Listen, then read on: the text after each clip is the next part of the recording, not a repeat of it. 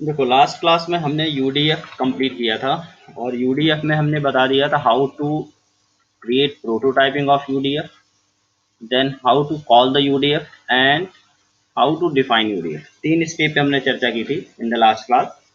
कौन कौन सा? प्रोटोटाइपिंग, प्रोटोटाइपिंग, तो इसी को हमने क्या नाम दिया था? डिक्लेरेशन। देन हमने बात की कॉलिंग एंड देन डेफिनेशन। ये तीन टॉपिक हमने देखे थे लास्ट क्लास में। यूडीएफ में यही तीन चीजें होती हैं। आज हम बात करेंगे कैटेगरीज ऑफ यूडीएफ या फिर types of user defined function. So type of user defined function. तो आज का जो मेन टॉपिक है वो ये रहेगा कि हमको कैटेगराइज करना है अलग अलग ढंग से किस किस टाइप के यूडीएफ बनाए जाते हैं according to return type, according to function. तो देखो बेसिकली चार कैटेगरी हैं। हमने कल जो यूडीएफ पढ़ाया उससे भी वो भी यूडीएफ इन्हीं में से किसी न किसी कैटेगरी का होगा। हमने तीन एग्जांपल लेके कराए थे, एक सम का था, एक स्क्वायर का था, एक विदाउट रिटर्निंग था। तो आज एक एक को स्पेसिफाइड करते हैं कि कौन सा यूडीएफ किस टाइप में गिना जाएगा। तो देखिए पहला टाइप होगा function. Function takes nothing and returns nothing। ऐसा फंक्शन ना कुछ लेता है ना कुछ रिटर्न करता है, ना कुछ लेता है ना ही रिटर्न करता है। इसका मतलब क्या हुआ? देखिए एक मिनट, मान लीजिए ऐसा कोई फंक्शन है, सपोज करें कि क्लियर स्क्रीन।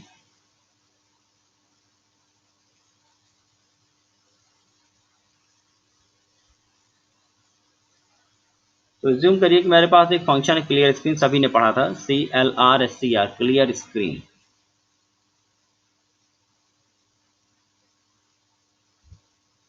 इस फंक्शन की अगर हम बात करें, सिर्फ एग्जांपल के लिए समझा रहा हूं, इस तरह के फंक्शन हमें भी बनाने हैं अभी। तो क्लियर स्क्रीन एक ऐसा फंक्शन है जिसके पैरेंथेसिस में हम कुछ भी पास नहीं करते। ठीक है, यहाँ पे हम कुछ भी नहीं देते, नल, कुछ भी वैल्यू है क्या? नहीं। और ना ही क्लियर स्क्रीन को किसी वेरिएबल पे असाइन करना पड़ता, मतलब x इक्वल टू तो हमने कभी नहीं लिखा आज तक, x equal to clear screen.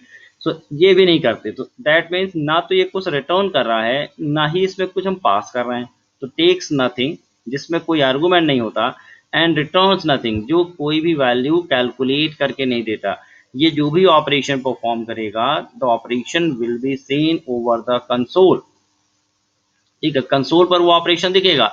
अब वो ऑपरेशन हो सकता है कंसोल को क्लियर करने का हो। अगर कोई रिजल्ट भी आ रहा है वो भी कहाँ दिखेगा? कंसोल पे। अगर कोई एरर आ रही है वो भी कहाँ दिखेगी? कंसोल पे। दैट मीन जो भी कुछ भी आउटपुट होगा, इसका जो भी रिस्पॉन्स होगा वो आपको आउटपुट विंडो पे तो दिखेगा, लेकिन मेन के अंदर किसी वेरिएबल में कुछ भी रिटर्न नहीं करेगा। तो ये किस कैटेगरी में आया? Function takes nothing and returns nothing.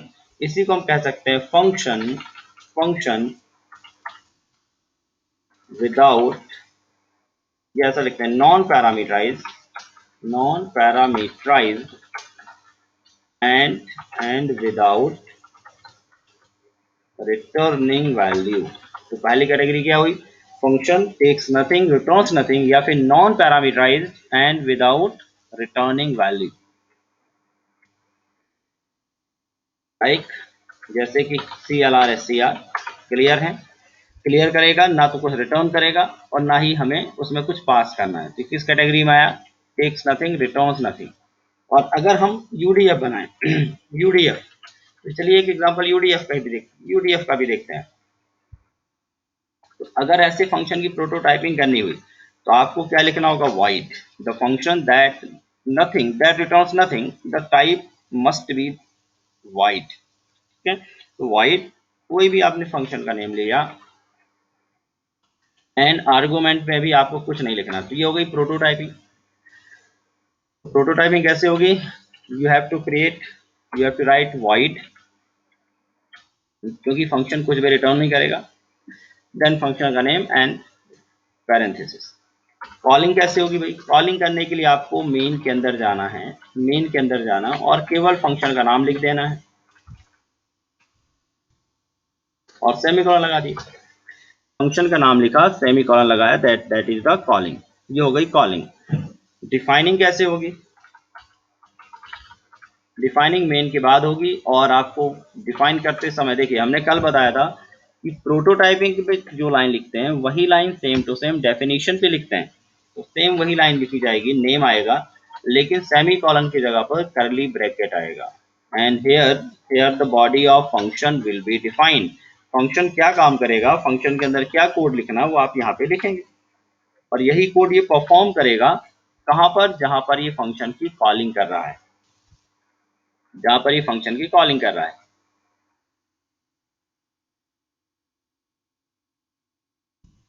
ठीक है, जहां भी फंक्शन की कॉलिंग होगी वहां पर इस तरह से कोड परफॉर्म किया जाएगा। अब देखो टेक्निकली जब ये प्रोग्राम चलता है तो होता क्या है कि मेन फंक्शन चलना शुरू हुआ, यहां से प्रोग्राम का एग्जीक्यूशन स्टार्ट होता है, याद रखें यहां से स्टार्ट एग्जीक्यूशन, एग्जीक्यूशन स्टार्ट। उसके बाद अगर मान के चलो मेन में कुछ लिखा है तो मेन का पार्ट चलेगा और मेन के बाद भी कुछ लिखा है इस फंक्शन के बाद तो एग्जीक्यूशन स्टार्ट, पहली प्रायोरिटी ये चलेगी। और इस लाइन के चलने के बाद कुछ भी लिखा हो सकता है, यहाँ पर प्रिंटफ, हेलो, हाय, कुछ भी लिखा है। उसके बाद ये फंक्शन मिला, तो जैसे ही फंक्शन मिला तो वैसे ही कंट्रोल अब आगे मेन पे नहीं जाएगा, कंट्रोल ट्रांसफर हो जाएगा दिस फंक्शन के बाद। यहाँ पर कंट्रोल ट्रांसफर हो गया। ठीक है, यहाँ पे क्या हुआ? कंट्रोल ट्रांसफर हो गया, ट्रांसफर। अब ट्रांसफर हो गया तो दूसरा जो पार्ट होगा वो इसको चलाएगा। यहाँ के जो स्टेटमेंट है सेकंड नंबर पे आएंगे। अभी सिंगल स्टेटमेंट है, मल्टीपल स्टेटमेंट, जितने भी स्टेटमेंट होंगे वो चलेंगे। तब तक मेन फंक्शन का कोई भी स्टेटमेंट एग्जीक्यूट नहीं होगा जब तक फंक्शन हमारा कंप्लीट नहीं हो जाएगा। और जैसे ही फंक्शन कंप्लीट हुआ, ये कर्ली ब्रैकेट क्लोज मिला, कर्ली ब्रैकेट जैसे ही क्लोज मिला वापस से हमारा फंक्शन यहाँ पर रिटर्न हो जाएगा इस लाइन पर, मतलब फंक्शन कॉलिंग खत्म हुई तो यहाँ से ये हो गया, यहाँ से फंक्शन हमारा रिटर्न। जब रिटर्निंग होगा दो ऑप्शन रहेंगे, या तो रिटर्न वैल्यू के साथ या फिर विदाउट वैल्यू के साथ। कल हमने यहाँ पे बताया था रिटर्न करके कुछ वैल्यू लिख देना, उस वैल्यू को लेके जाएगा, लेकिन अभी फिलहाल वॉइड है। फंक्शन खत्म होने के बाद प्रोग्राम खत्म नहीं होगा, फंक्शन खत्म होने के बाद कंट्रोल वहीं पहुंच जाएगा जहां से आया था, दैट मीन मेन फंक्शन में, और इनको चलाना शुरू करेगा। तो दैट मीन ये आएंगे तीसरे नंबर पर, तो तीसरे, चौथे, पांचवें उसके बाद। तो दैट मीन जब भी फंक्शन कॉलिंग होगी कंट्रोल का ट्रांसफर उस फंक्शन के पास जाएगा देन वापस आएगा। ये तो कॉलिंग समझा रहा था मैं। तो प्रोटोटाइपिंग, कॉलिंग एंड डेफिनेशन। अब एक एग्जांपल देखते हैं, ऐसा एग्जांपल जो ना कुछ लेता है ना ही रिटर्न करता है। एक चीज और मैंने बताई थी, अगर फंक्शन कुछ भी नहीं लेता या कुछ भी रिटर्न नहीं करता तो उसके लिए डेटा कहाँ से मिलेगा उसे, ये भी समझिए। इसको मिटा दूं, नीचे जो ये बनाया हुआ है, चलिए नीचे लिख देता हूँ।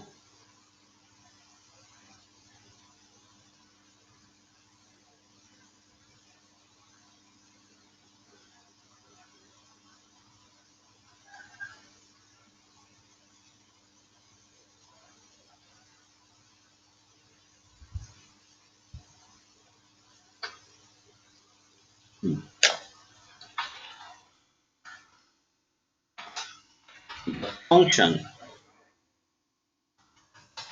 will take user's input if it required if it requires value। मान लो फंक्शन कोई वैल्यू चाहिए तो फिर वैल्यू कहाँ से मिलेगी? यूजर स्कैन एफ करके लेगा, फंक्शन के अंदर मुझे इनपुट कराना पड़ सकता है अगर वैल्यू देनी है तो।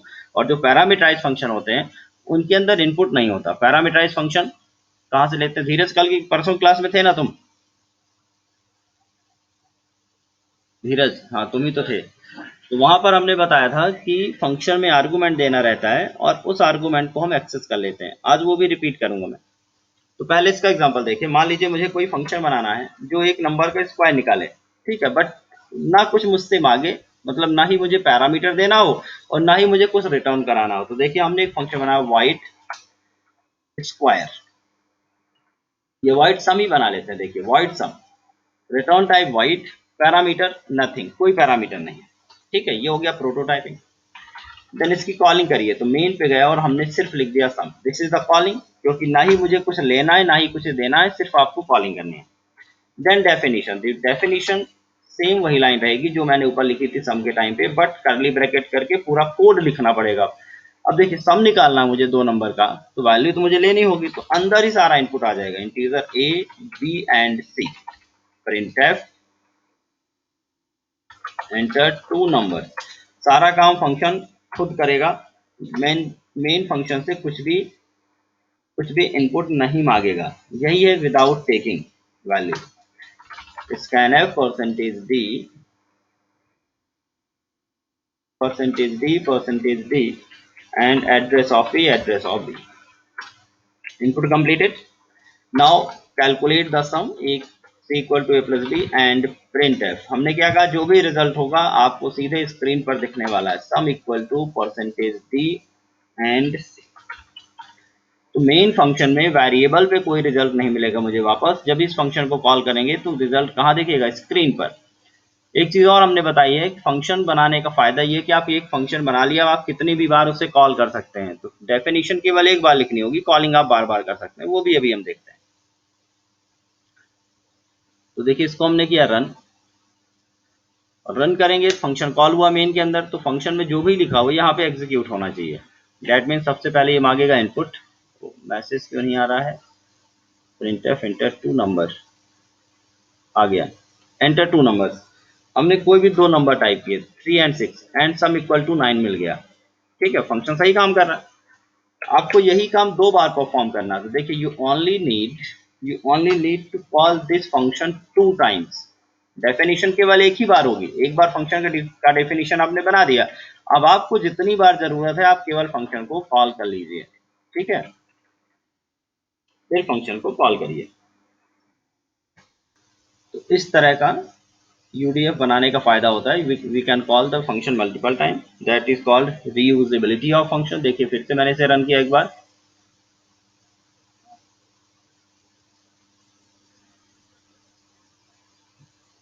अगेन देखिए अभी 2 नंबर देंगे, उनका सम दिखाएगा, और सम दिखाने के बाद फिर से 2 नंबर मांगेगा। देखिए फिर से कह रहा है एंटर 2 नंबर।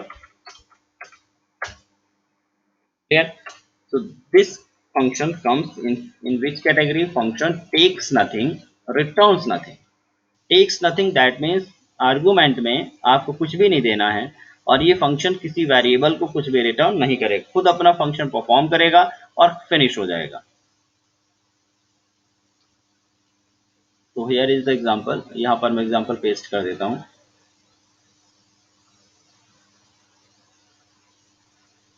देखिए क्लास के बाद मैं पर डे नोट्स भेज देता हूँ, वीडियो की लिंक भी शेयर कर देता हूँ। जिन बच्चों की क्लास छूट जाती है वो वीडियो से जाके पढ़ लिया करो भाई। कैटेगरी नंबर 2, कैटेगरी नंबर 2 क्या कहता है, फंक्शन टेक्स समथिंग। कैटेगरी 2 की बात करेगा, दूसरा point, function takes something returns nothing. ऐसा फंक्शन जिसमें हम आर्गुमेंट तो दें लेकिन वो हमें किसी वेरिएबल पे कुछ भी रिटर्न करके नहीं देगा, इसी को हम कहेंगे पैरामीटराइज्ड विदाउट रिटर्निंग वैल्यू।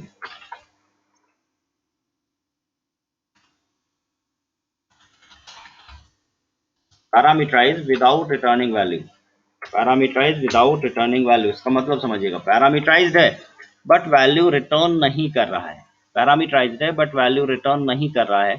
ऐसे फंक्शन कौन से हो सकते हैं, कुछ इनबिल्ट फंक्शन की अगर हम बात करें, एक फंक्शन हमने देखा था strupr, यहाँ पर देखिए हमने कोई ना कोई स्ट्रिंग दे रहे थे। सपोज कीजिए कि हमने यहाँ पे कोई ना कोई स्ट्रिंग दे दी, नेम NAME, नेम कोई ना कोई एक स्ट्रिंग वेरिएबल है। कैरेक्टर नेम हमने बनाया 20 एंड 20 इक्वल टू सपोज कीजिए कि यहाँ पे रमेश लिखा हुआ है, RAMESH, रमेश लिखा हुआ है। तो मैंने ये फंक्शन चलाया strupr, strupr एक फंक्शन चलाया, तो यहाँ पर मुझे क्या देना हुआ, एक वैल्यू पास करनी हुई, this is the passing value. किसको अपर केस करेगा, जो भी मैं यहाँ पर पास करूंगा। दैट मीन जब ये फंक्शन रन होगा तो यूजर से नहीं पूछेगा इंटर नेम, ये जो भी आप यहाँ पे वैल्यू देंगे उसी को ये अपर केस कर देगा, उसी को अपर केस करेगा। दैट मीन्स इसे असाइन करने की जरूरत किसी वेरिएबल में है क्या, नहीं। इसे भी इस तरह से कॉल नहीं किया जाता, सिर्फ इसको इस तरह से कॉल करना है, आप लिख दीजिए बस उसे और ये अपना काम करेगा, इसको असाइन करने की जरूरत नहीं है। तो this is called function take something, कुछ तो वैल्यू देना पड़ रहा है, बट यहाँ पर इक्वल टू करके उसकी वैल्यू हम किसी वेरिएबल पे नहीं ले रहे हैं, तो रिटर्न्स नथिंग, वो किसी वेरिएबल को कुछ नहीं देगा, वो अपना काम करेगा और रिजल्ट इसी नेम में आपको मिल जाएगा। दैट मीन जब भी प्रिंट करना होगा तो इस नेम को प्रिंट करने के इसका काम हो जाएगा। तो ये किस कैटेगरी में है, take something returns nothing, take something returns nothing, कुछ तो ले रहा है लेकिन रिटर्न नहीं कर रहा है। अब इस तरह के फंक्शन की अगर हम प्रोटोटाइपिंग की बात करें, अगर हम यूडीएफ बनाएं इस फंक्शन को यूडीएफ, तो प्रोटोटाइपिंग कैसे होगी, देखिए जब भी ये बात आएगी रिटर्न्स नथिंग, जब भी बात आएगी रिटर्न नथिंग, तो समझ लीजिएगा उसका जो रिटर्न टाइप है वो हमेशा वाइड रहने वाला है। जब भी रिटर्निंग विदाउट रिटर्निंग लिखा रहेगा या रिटर्न्स नथिंग लिखा रहेगा, the type will be wide. तो अगर हम लिखें प्रोटोटाइपिंग कैसे होगी, तो आपको लिखना होगा वाइड, देन आपको फंक्शन का नेम, देन यहाँ पे आएगी आर्गुमेंट लिस्ट, सेमीकोलन, ठीक है, वाइड, देन फंक्शन का name, and then argument type, किस किस टाइप के आर्गुमेंट आप देना चाहते हैं उसका सिर्फ डेटा टाइप डिक्लेरेशन कर दीजिए, argument data types separated with comma, ठीक है। जितने भी आप देना चाहते हैं आर्गुमेंट, जितनी वैल्यू देना चाह रहे हैं उनका एक डेटा टाइप लिख दीजिए। जैसे 2 वैल्यू देना है तो इंट इंट लिख दीजिए, एक वैल्यू है तो इंट लिख दीजिए, कैरेक्टर देना तो कैरेक्टर लिख दीजिए। तो प्रोटोटाइपिंग ऐसी हो जाएगी। कॉलिंग कैसे होगी भाई इन फंक्शन की, कॉलिंग के टाइम पे आपको मेन पे जाना है और मेन पे जाने के बाद केवल फंक्शन का नेम, और यहाँ पर आपको वैल्यू या फिर वेरिएबल लिस्ट दे देना है, वेरिएबल लिस्ट। लिस्ट क्यों लिखा, अगर मान लो एक से ज्यादा आर्गुमेंट है तो लिस्ट जाएगा, एक आर्गुमेंट है तो एक वैल्यू जाएगी या एक वेरिएबल जाएगा। तो फंक्शन का नेम लिखना है और उसके बाद आपको पास कर देना है, सिंपल कॉलिंग हो गई। डेफिनेशन, डेफिनेशन पहले बताया, जो आपका डिक्लेरेशन है सेम वही लाइन रिपीट करनी है आपको, then argument list with data type and variable. ये भी पिछली क्लास में मैंने बताया हुआ है कि जब आप आर्गुमेंट लिस्ट देते हैं डिक्लेरेशन टाइम पे, प्रोटोटाइपिंग के टाइम पर, तो आप केवल डेटा टाइप देते हैं, लेकिन जब आप उन्हें डिफाइन करते हैं तो उन डेटा टाइप के साथ वेरिएबल भी देना पड़ता है। देन कर्ली ब्रैकेट शुरू and definition, then curly bracket close.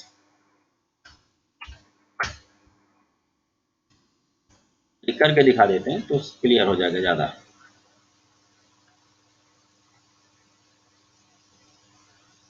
ऐसा फंक्शन जिसको वैल्यू, जिसको जो भी वैल्यू चाहिए वो यूजर से इनपुट नहीं मांगेगा, बल्कि जो वैल्यू चाहिए आपको पैरेंथेसिस में देनी होगी ड्यूरिंग द फंक्शन कॉल।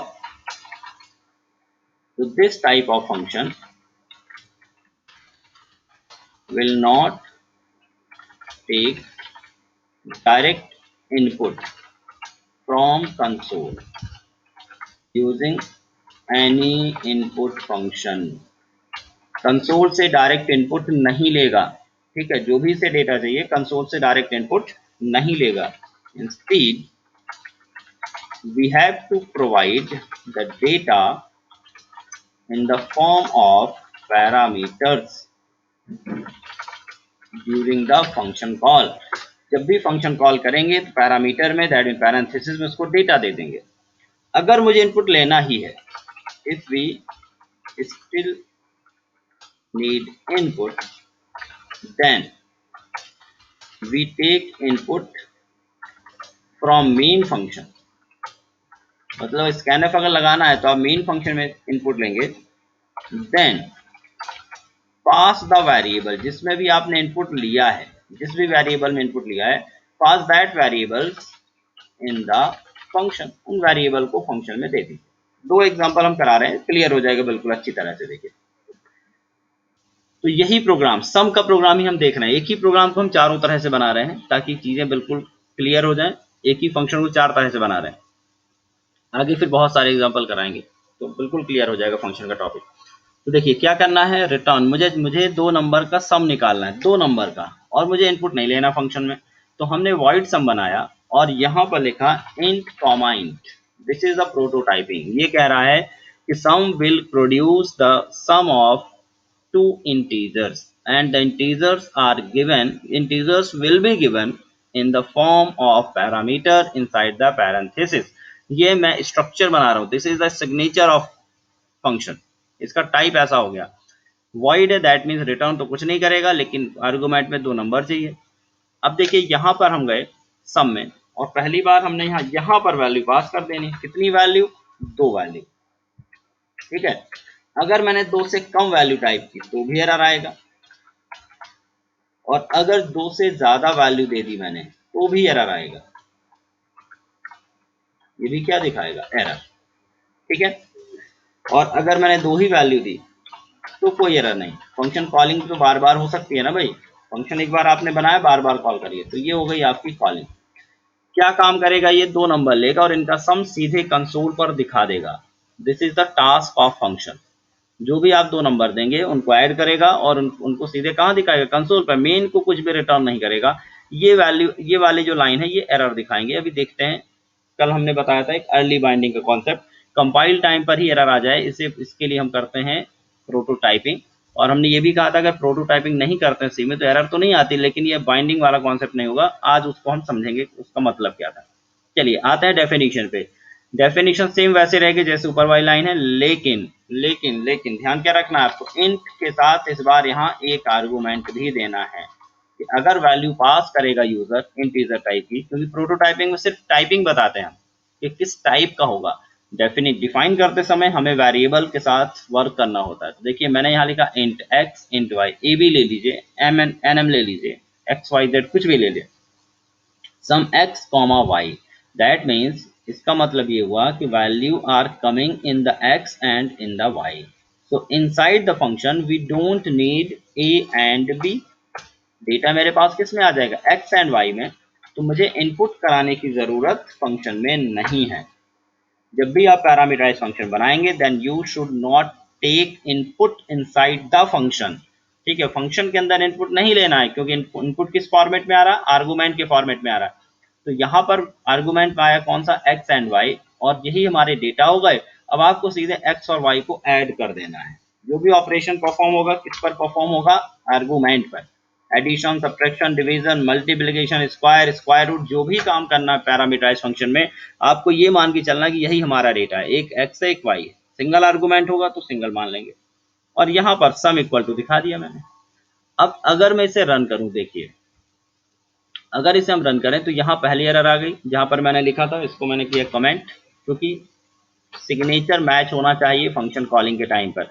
मैंने कहा दो आर्गुमेंट होंगे और आपने एक दिया, तो उसका आर्गुमेंट के साथ, डेफिनेशन के साथ या डिक्लेरेशन के साथ उसका कॉलिंग मैच नहीं हुआ। देन अगेन किया बिल्ड एंड रन, देखिए दूसरी लाइन पर एरर आई, इसको भी मैंने कमेंट किया। अब हमारा प्रोग्राम चलेगा और दो बार रिजल्ट आएगा। पहली बार आएगा 10 + 56 का रिजल्ट, और अगली बार 10 और 300 का रिजल्ट आएगा। So we will get result 2 times because we have called function 2 times। Okay, सो देखिए अगेन हमने इसे किया रन। ये देखिए पहली बार आया sum equal to 66, sum equal to 400। आपसे कुछ भी नहीं मांगा इसने, क्योंकि इसे डेटा डायरेक्टली मिल गया। अब आपसे इनपुट नहीं मांगेगा। तो फर्स्ट एग्जांपल इज दिस।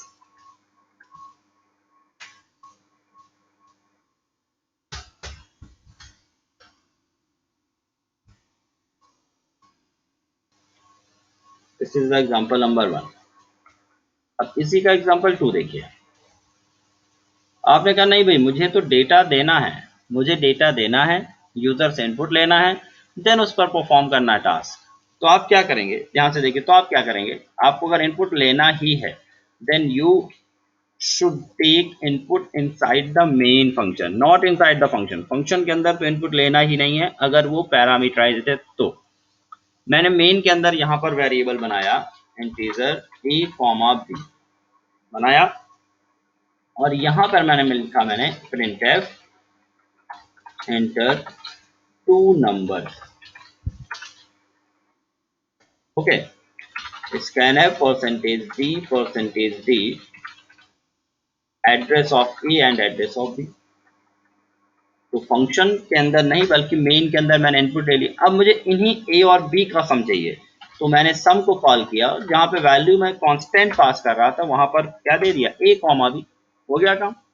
तो फंक्शन पे जो भी मैं वैल्यू दूंगा, अब मैं कांस्टेंट दूं या फिर वेरिएबल दूं, बस फर्क ये होना चाहिए, कंडीशन ये लगेगी कि केवल 2 आर्गुमेंट होने चाहिए इंटीजर टाइप के। तो मैंने यहाँ इनपुट लिया, बट सम को मैंने वही ए एंड बी पास कर दिया।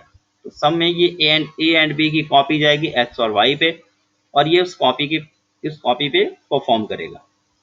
आगे ये भी एक कॉन्सेप्ट भी आएगा, आगे call by value, call by reference, कब कॉपी जाएगी, कब रेफरेंस जाएगा, ये सब चीज आगे डिस्कस करेंगे। अभी आज केवल सिंटैक्टिकली डिस्कस कर रहे हैं कि फंक्शन के 4 कैटेगरी, ये 4 टाइप कौन से हैं। फिर आगे इनको ही डेप्थ में पढ़ेंगे, रेफरेंस क्या होगा, एरे कैसे पास होगा, देन स्ट्रक्चर कैसे पास होगा, तो काफी कुछ है।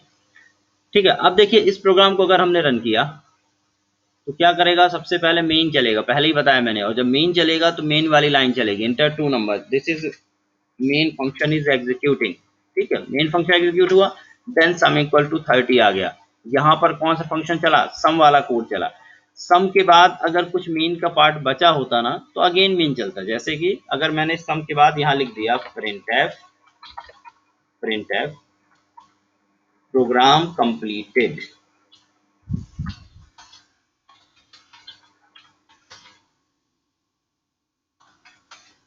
ठीक है, प्रोग्राम कंप्लीटेड, तो क्या होगा, मेन से फंक्शन चलना शुरू होगा प्रोग्राम, ये मेन की 3 लाइनें चलेंगी, देन सम जैसे ही कॉल होगा तो कंट्रोल का ट्रांसफर कहाँ पहुंच जाएगा, सम के पास चला जाएगा, और सम के पास जब जाएगा तो सम वाला कोड चलेगा, सम वाला कोड ये यहाँ का कोड चलेगा, और वापस जब मेन पे जाएगा, वापस जाएगा मेन पे, दैट मीन सम को प्रिंट करने के बाद तब ये लाइन आएगी प्रोग्राम कंप्लीटेड, मतलब main then some then again main का जो बचा हुआ पार्ट है, इसी को हम कहते हैं रिटर्निंग। मतलब फंक्शन चलने के बाद भी कंट्रोल ऑटोमेटिकली रिटर्न होकर यहीं पर आ रहा है। ठीक है, लेकिन मेन का वाला पार्ट अब फंक्शन के बाद एग्जीक्यूट होगा, क्योंकि बीच में क्या आ गया, फंक्शन। तो इसे भी रन करके देखिए,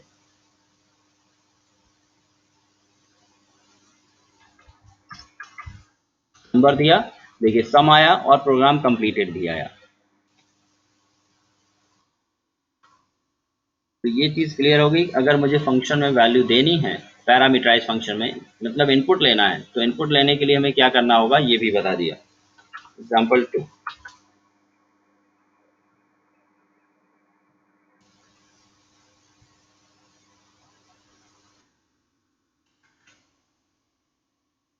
तीसरी कैटेगरी पे चलते हैं। Third category is function takes nothing but returns something. Function takes nothing, argument नहीं देना है, बट फंक्शन से कुछ वैल्यू कैलकुलेट होकर आ रही है, किसमें, मेन फंक्शन में। So we need a variable to get that value, to store that value. इसी को हम एक नाम देंगे फंक्शन नॉन पैरामीटराइज, ऐसा लिखेंगे हम, नॉन पैरामीटराइज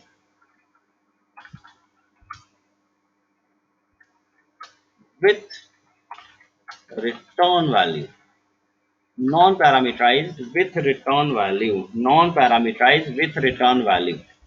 अब इसका पहले एक एग्जांपल देखिए, कौन सा फंक्शन ऐसा होता है। एक फंक्शन आपने देखा होगा गेट सी एच, ध्यान से देखिए, सोचिएगा, गेट सी एच का टास्क हमने पढ़ा हुआ है। गेट सी एच, कुछ भी हम यहाँ पास नहीं करते हैं, कुछ भी पास नहीं करते, लेकिन इसे कई बार इस तरह से भी हमने कॉल किया हुआ है, C H equal to get C H, मतलब हम वेरिएबल पे उसे असाइन करके देख चुके हैं। क्या होगा, कैरेक्टर सी एच हमने लिया, कैरेक्टर सी एच, देन हमने लिखा था C H equal to get C H. याद करिए हमने कहा था गेट सी एच से सिंगल कैरेक्टर आप इनपुट करा सकते हैं। तो यहाँ पर इस लाइन को अगर हम ध्यान से देखें, इस वाली लाइन को, तो आपको समझ में आ रहा है कि here we getting function returning something. यहाँ पर एक वैल्यू इसको क्या कर रहा है, रिटर्न। गेट सी एच एक वैल्यू यूजर से इनपुट कराएगा और इस सी एच को दे देगा, सी एच को दे देगा। तो हियर इज द रिटर्निंग। जब भी इक्वल टू की वाला ऑपरेटर लगेगा समझ लीजिएगा फंक्शन रिटर्न कर रहा है। अब आप फंक्शन को कॉल करने के लिए इक्वल टू ऑपरेटर का यूज करेंगे, क्योंकि वैल्यू देगा और वैल्यू कहाँ लेके आनी पड़ेगी, किसी ना किसी वेरिएबल पे। और जो भी वैल्यू आएगी उसका उसी टाइप की वेरिएबल से, दैट मीन कैरेक्टर आ रहा तो कैरेक्टर, फ्लूट आ रहा तो फ्लूट। बट यहाँ पर देखिए ये एम्पटी है। यहाँ पर ये वाली लाइन, ये वाला जो ब्रैकेट है, दिस इज द एम्पटी, मतलब टेक्स नथिंग। पैरामीटर में टेक्स नथिंग, या इसी को हम कह सकते हैं नॉन पैरामीटराइज्ड। ठीक है, नॉन पैरामीटराइज, फंक्शन में कुछ भी पैरामीटर नहीं जा रहा है। ठीक है, नॉन पैरामीटराइज्ड है, but still it is returning value to any variable. ठीक है, तो function takes nothing but return something, या फिर non parameterized with return value. अब अगर इसकी प्रोटोटाइपिंग देखें, अब आते हैं यूडीएफ की बात। ये तो हमने एग्जांपल के लिए समझाया कि इस तरह की एक फंक्शन हमने देखा। अगर इसकी प्रोटोटाइपिंग की बात करें तो देखिए, क्योंकि रिटर्निंग है, रिटर्निंग तो वॉइड नहीं आएगा, अब आएगा डेटा टाइप। कोई ना कोई एक डेटा टाइप लेना होगा फंक्शन बनाते समय। देन आप फंक्शन का कोई ना कोई नेम लेंगे, और क्योंकि रिटर्न टाइप कुछ भी नहीं है, सॉरी आर्गुमेंट कुछ भी नहीं है, तो ये रहेगा ब्रैकेट एम्पटी। ठीक है, ब्रैकेट क्या रहेगा, एम्पटी। पर डेटा टाइप याद रखेंगे अपार्ट ऑफ वाइड, मतलब वाइड के अलावा कुछ भी हो सकता है, वाइड नहीं होगा। ठीक है, अब याद रखेंगे नॉट वाइड। सिर्फ मैं लिख देता हूँ यहाँ पर नॉट वाइड। क्या हो सकता है भाई, इंट हो सकता है, फ्लोट हो सकता है, डबल आप ले सकते हैं, या फिर कैरेक्टर ले सकते हैं। ठीक है, या फिर कैरेक्टर ले सकते हैं, बट आपको फ्लो क्या नहीं लेना, वाइड नहीं लेना है, क्योंकि रिटर्न कराना वैल्यू। ये हो गई प्रोटोटाइपिंग। अगर हम कॉलिंग की बात करें, कॉलिंग कॉलिंग कहाँ होती है, हमेशा याद रखेंगे मेन फंक्शन में। मेन फंक्शन बनाया, और जब भी इस फंक्शन को कॉल करेंगे तो we need a variable, we need a variable, and then variable equal to, you have to call the function. तो यहाँ पे एफ नेम लिख देता हूँ, फंक्शन नेम डिस्टिंग्विश करने के लिए। यहाँ भी नेम के साथ एफ नेम लिख दिया मैंने, फंक्शन का नेम है ये। और यहाँ पर ब्रैकेट को एम्पटी रखना है। ये होगा इसकी कॉलिंग। तो वेरिएबल लेना होगा, वेरिएबल में असाइन करना होगा फंक्शन को, क्योंकि वैल्यू आ रही है, और वैल्यू जब आएगी तो किसी न किसी वेरिएबल पे असाइन करना होगा। ये आपकी हो गई कॉलिंग। अब इसका जो मेन पार्ट है वो होता है डेफिनेशन। डेफिनेशन थोड़ा सा इसका अलग रहेगा।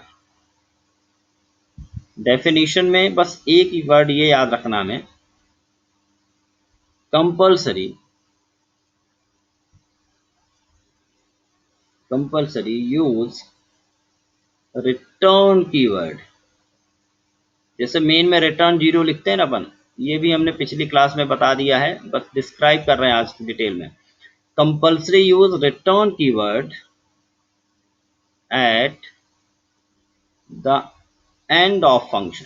फंक्शन जहां पे खत्म होगा, at that place before the curly bracket you have to use return keyword, यही कीवर्ड जो वैल्यू रिटर्न कराएगा। एंड रिटर्न कीवर्ड के साथ लिखना क्या है, पुट द एक्सप्रेशन और वेरिएबल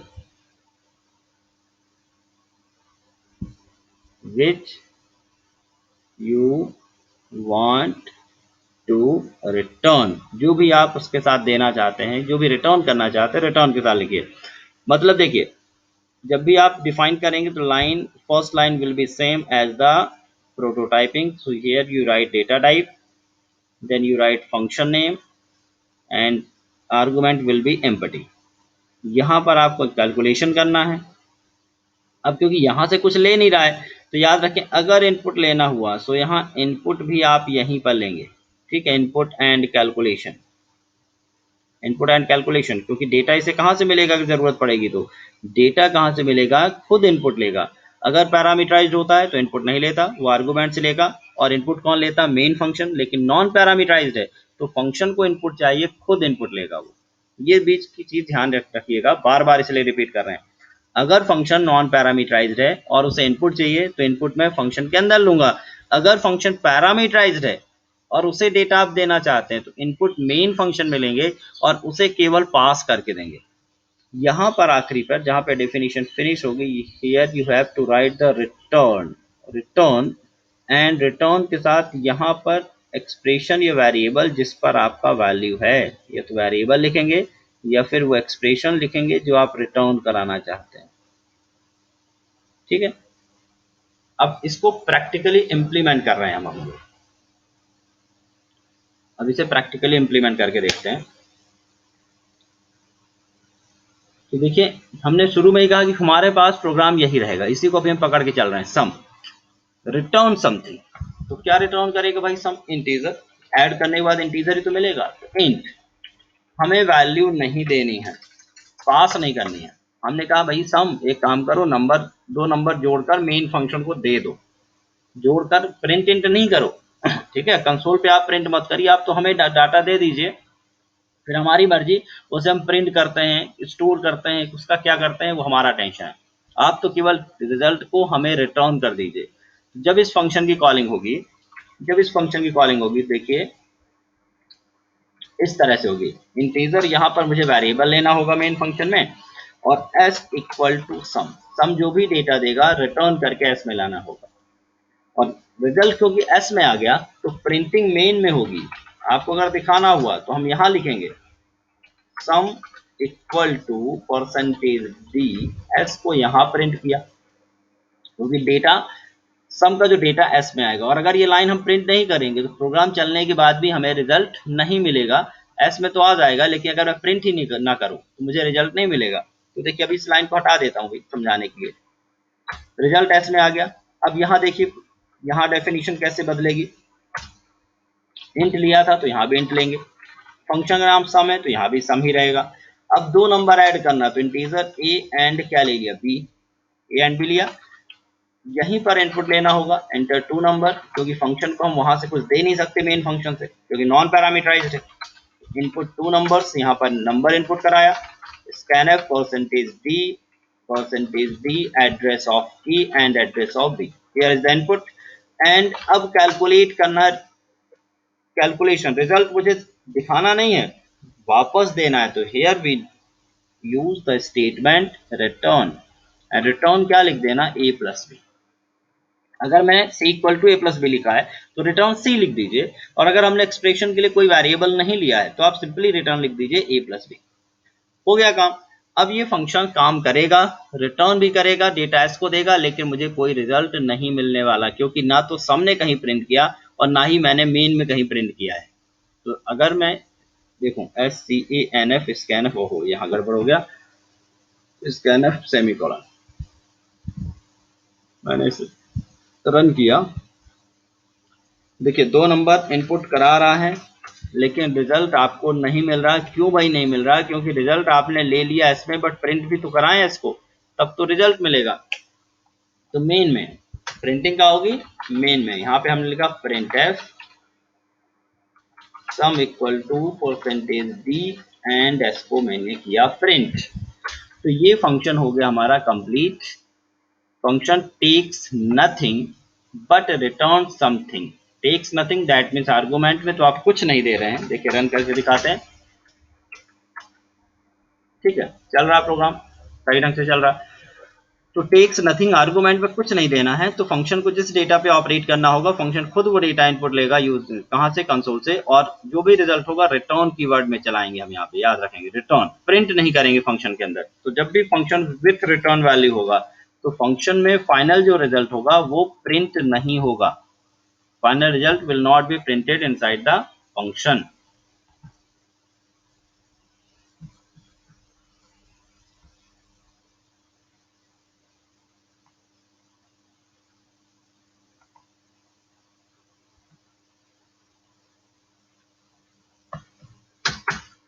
यहाँ पर example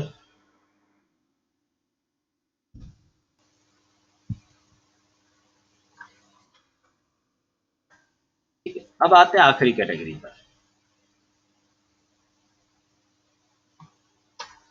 fourth category is function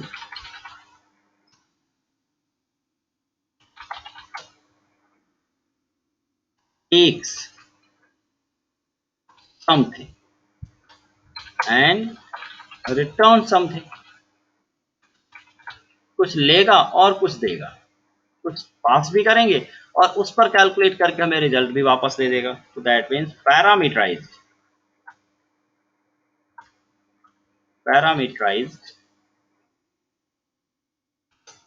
with returning value. Parameterize भी है विथ रिटर्निंग वैल्यू भी है, पैरामीटराइज भी है विथ रिटर्निंग वैल्यू भी है, दोनों ऑप्शन है। अगर एग्जांपल देखें, इस तरह के फंक्शन कौन से होते हैं जो पैरामीटराइज भी होते हैं, रिटर्निंग वैल्यू भी होते हैं। तो याद करते हैं एक फंक्शन, देखिए हमने कई सारे ऐसे तो फंक्शन पढ़े हैं, लेकिन स्पेशली अभी जब स्ट्रिंग फंक्शन पढ़ रहे थे तो एक फंक्शन हमने बनाया था strlen, और सपोज कीजिए यहाँ पर हमने दिया राम, ये रमेश, ठीक है। तो ये क्या करेगा, रमेश में नंबर ऑफ कैरेक्टर को काउंट करेगा strlen, और एक वेरिएबल पे असाइन कर रहे थे हम, सपोज कीजिए n, और ये इंटीजर n पहले हमने किया था डिक्लेयर। तो इस फंक्शन को अगर हम ध्यान से देखें, it is returning value to n, return तो कर ही रहा है, लेकिन इसमें किस डेटा पे काम कर रहा है, वो डेटा भी आपको देना है। It will not take input from user, यहीं पर आप यहाँ पे डेटा पास करिए। So this is the parameter passing. तो पैरामीटर इसे देंगे और उस जो भी पैरामीटर देंगे उस पर ऑपरेट करेगा, बट रिजल्ट ये खुद प्रिंट नहीं करेगा, बल्कि क्या करेगा, रिटर्न। ठीक है, तो ये एक एग्जांपल है किसका, function take something return something. यही चार कैटेगरी पे फंक्शन आपको देखने को मिलेंगे, इसके अलावा कोई कैटेगरी पे फंक्शन आपको देखने को नहीं मिलेगा। तो ये चार कैटेगरी हुई। अब इसका भी देखिए प्रोटोटाइपिंग अगर हम बात करें कैसे होगी, तो प्रोटोटाइपिंग अब आपको भी अंदाजा लग जाएगा। देखिए यहाँ पर रिटर्निंग है, so we have to write data type, then आपको देना होगा फंक्शन का नेम। फंक्शन के बाद क्योंकि अब यहाँ आर्गुमेंट भी होगा, सो यहाँ पर डेटा टाइप इसके लिए, आर्गुमेंट के लिए, ये हो गया हमारे पास क्या, प्रोटोटाइपिंग। अगर कॉलिंग की बात करें, कॉलिंग, तो आप मेन फंक्शन में जाएंगे और मेन फंक्शन के अंदर आपको लिखना होगा, एक वेरिएबल लेना होगा, you need a variable, and variable में आपको असाइन करना होगा फंक्शन के नेम को, और फंक्शन के नेम के बाद आपको पैरामीटर में यहाँ पर वैल्यू देनी होगी, वैल्यू और variable in parameter, variable in parameter, ये हो गई आपकी कॉलिंग। तो वेरिएबल इक्वल टू लिखना रहेगा यहाँ पर, तो वेरिएबल पे आएगा आपका डेटा। अब आप उस वेरिएबल को, जैसे अभी ऊपर वाले पे हमने देखा था, ये पूरा अच्छी तरह से रिवाइज कर लेना, क्योंकि अगली जो एक दो क्लासेस होंगी वहाँ केवल और केवल प्रैक्टिकल्स होंगे, केवल प्रोग्राम ही प्रोग्राम बनेंगे फंक्शन के, अलग अलग तरह से प्रोग्राम हम देखेंगे। ठीक है, तो इसका एग्जांपल देखिए, इसी को हम करेंगे। हमने पहले भी कहा कि सब कुछ इसी फंक्शन पर हम ऑपरेट करेंगे। तो देखिए रिटर्निंग करनी है तो इंट किया, दो नंबर, तो यहाँ पर हमने क्या, इंट कॉमा इंट, दो नंबर पास करेंगे और उनका रिजल्ट ये रिटर्न करेगा। अब आ जाते हैं मेन फंक्शन में, वो दो नंबर कौन से होंगे, सपोज कीजिए 30 एंड 50 दे दिए, 30 एंड 50 दीजिए और ये उनका सम करके एस को दे देगा, और आप यहाँ प्रिंट कर लीजिए। देन आगे बढ़ते हैं। अब यहाँ पे जब डेफिनेशन होगी, डेफिनेशन भूल गए क्या यहाँ पे, हाँ यहाँ डेफिनेशन देखते हैं कैसे होगी भाई। डेफिनेशन सेम वैसी रहेगी जैसा आपका प्रोटोटाइपिंग था। तो डेटा टाइप, देन फंक्शन का नेम, देन यहाँ पर आर्गुमेंट लिस्ट विथ वेरिएबल। ठीक है, argument declaration with variable, argument declaration with variable.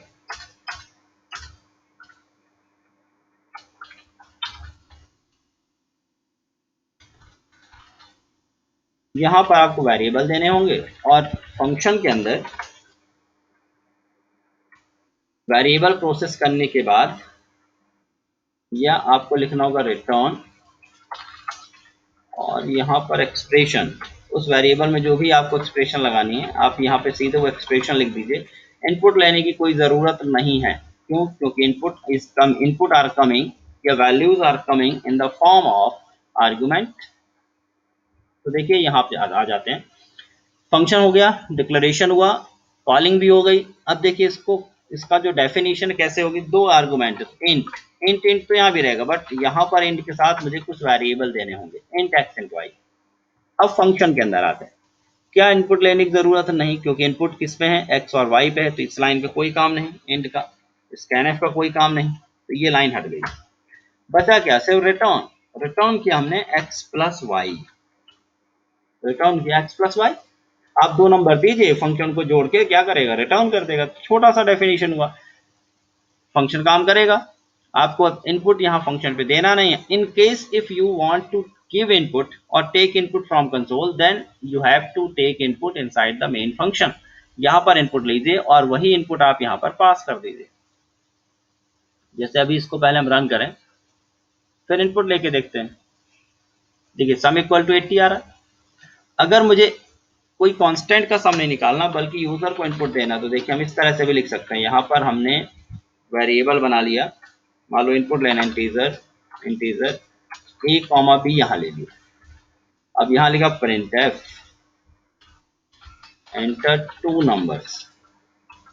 किस पे लिखना है इनपुट, हमेशा मेन पे। If you are calling the parameterized function, then you have to take the input inside the main function and provide that input to the function as argument or as parameter।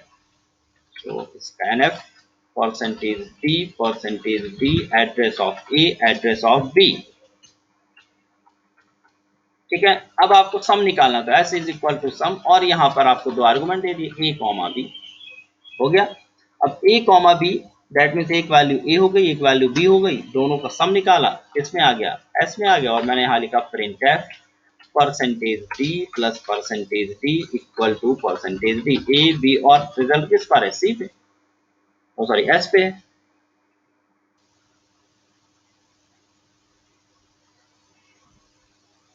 अब देखिए पिछला वाला result दिखा रहा, नया number मांग रहा, हमें नया नंबर दे दिया 45 and 850। 45 plus 850 is equal to 895।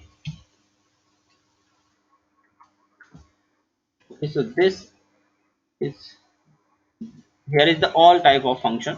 हमने सब कुछ देख लिया, कौन कौन से फंक्शंस हैं, कैसे काम कर रहे हैं। और ये चारों एग्जांपल हमने एक ही प्रोग्राम लेके सब में सम के साथ किया है। कल अलग अलग प्रोग्राम से इसको और भी डिस्क्राइब करेंगे। प्रोटोटाइपिंग करेंगे तो क्या होगा, नहीं करेंगे तो क्या इशू आएगा, ये सारी चीज़ें हम अगली क्लास में देखेंगे। तो इनकी प्रैक्टिस कर लीजिए, कोई भी डाउट हो तो पूछ लीजिए। ठीक है, आज की क्लास क्योंकि यहीं पे फिनिश कर रहा हूँ।